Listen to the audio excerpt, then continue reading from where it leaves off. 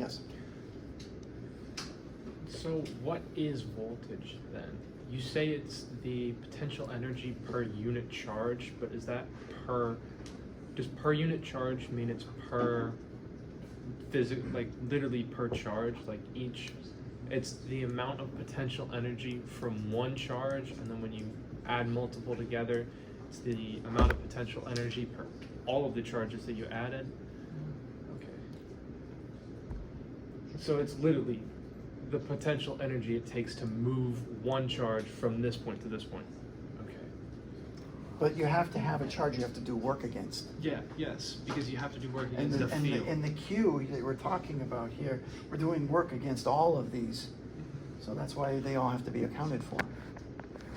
In the definition, we said that it's potential energy over Q2. So is that assuming that Q2 is, what is it, 1.6 times 10 to the minus 19? No, it doesn't have to be. It could be any value. It could be 36 microcoulombs. Would that change? It will change your voltage value is what it does. That's why the voltage is actually useful, because it changes Based on the scenario. Yeah. I see. Okay. Does that make sense? Yes. And you don't have to know the charge information at that point either. Because it implicitly changes to fit the situation. There you go. That's cool. I told you we were pretty smart, aren't we? The idea of the voltage is awesome. There's a certain elegance to it, just like Gauss's law. Michael Faraday, by the way. Michael Faraday. He described voltage. He didn't do it mathematically. I was trying to think about it. Okay. In terms of Michael potential Faraday. energy. Volta too. Actually, Volta was.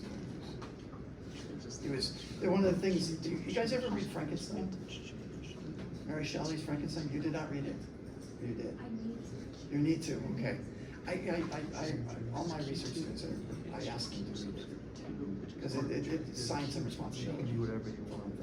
But one of the things that's important to understand was at the time that Frankenstein was written, electricity, the discovery of electricity was in the idea of possibly being able to reanimate dead people, okay? Came from the experiments, Volta, for example, who actually took frog legs, dead frog, okay, and zapped it and caused the frog legs to jump. And so the minute he demonstrated that to crowds of people, it was like, God help us, right? God help us, we can reanimate the dead. We have the power of God in our hands, type of thing. And, of course, Mary Shelley, what a perfect horror story, right? So, that's the idea. Does it reanimate dead? No, of course not. But it does help people who are freshly dead, right? Sometimes come back.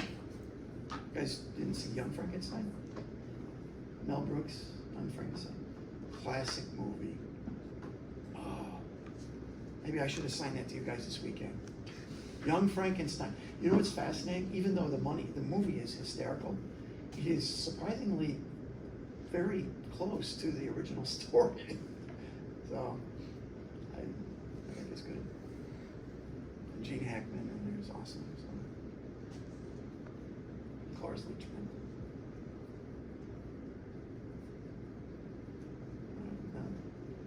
Yeah, I'm gonna say, okay, watch Young Frankenstein this weekend.